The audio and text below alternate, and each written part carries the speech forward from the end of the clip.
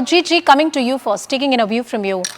When it comes to the manner in which the statements have been made by, Cohen and others, pointing out to the shared intelligence between the five nations, how is it that the government of India is viewing the position that major superpowers like US have taken? Of course, this is an issue on which the Indian government has given national security the biggest priority, like it should have been. But are we expecting international support to pour in?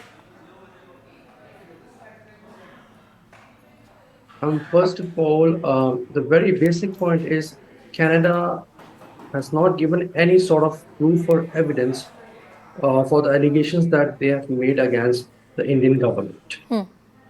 Secondly, it is very unfortunate that a prime minister speaking in the parliament, raising objections, and framing India without any evidence in the Canadian parliament. It's very unfortunate. Now you talk about the US and the Canada that, okay, the US is supporting Canada or not. I think it is very early to come to a conclusion because unless we have something, strong at hand, a strong evidence, we cannot come to a conclusion.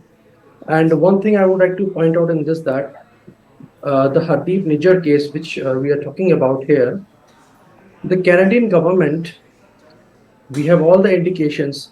He was being protected.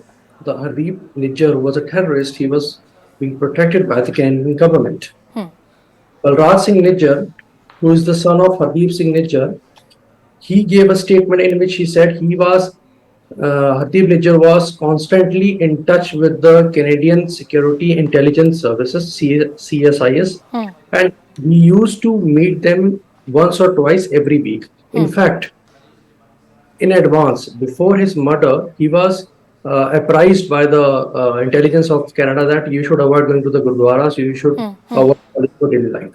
So I think before that we come to a conclusion that India has done something or not, let's wait for them to produce evidence and then we'll get on.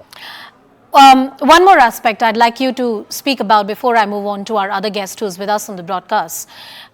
This entire Khalistani propaganda somewhere wants to thrive on the narrative that Sikh or Sikhism is in danger in India and the government is doing something against it. And in fact, if you look at the state of Punjab and if you look at the overall country, Sikhs forms a very intrinsic part of Indian country, Indian defense forces and every part of our establishment. This narrative has had no resonance on the ground.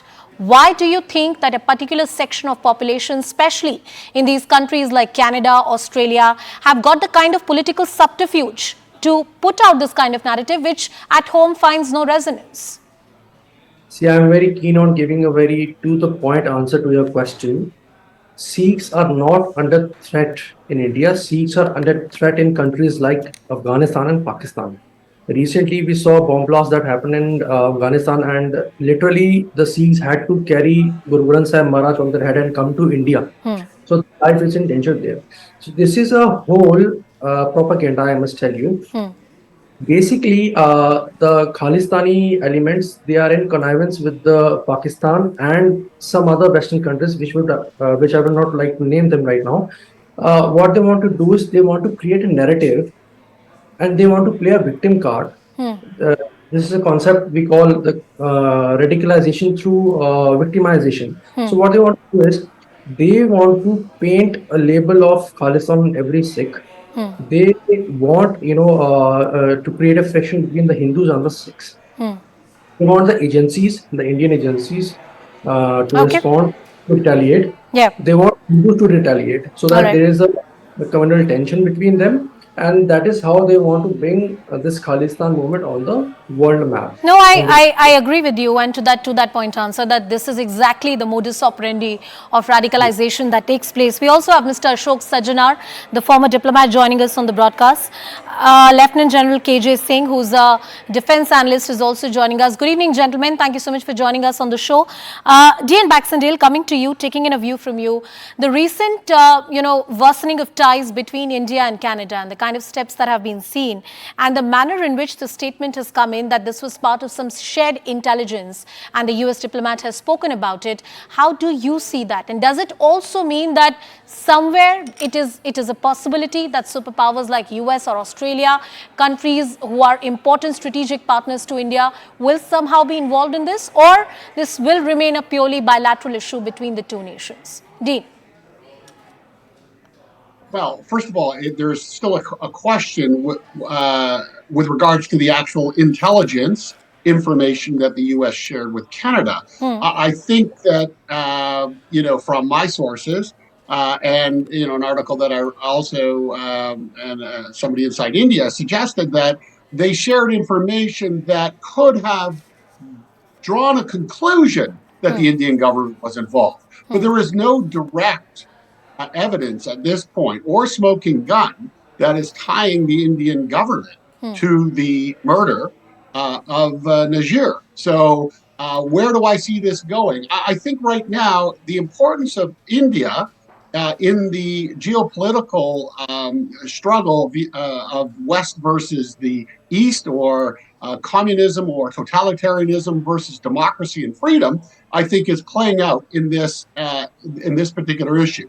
Yeah. As I've written, yesterday in the Sunday Guardian, Justin Trudeau has ultimately used this for a political wedge and an opportunity in which to hopefully elevate his popularity, showing himself to be tough on foreign interference and operations by diaspora communities and those that are influenced by it here in Canada and around the world. So I think America is being very cautious.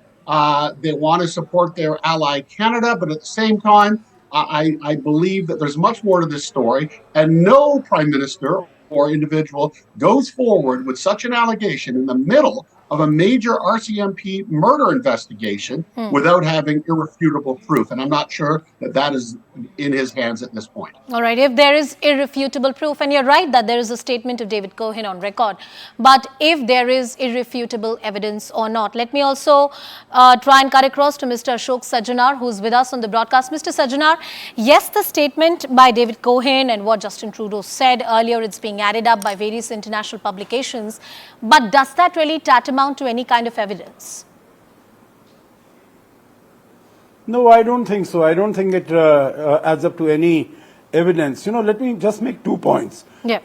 Number one, that even as far as the Canadians are concerned, even as far as the Canadian Prime Minister is concerned, the Canadian Foreign Minister is concerned, they are talking about, number one, credible allegations, no evidence, of a potential link. So even they are not convinced that these allegations are in any way conclusive proof or evidence of the involvement of India. So they themselves are not convinced about that. So, how can they bring this up and, present it to India?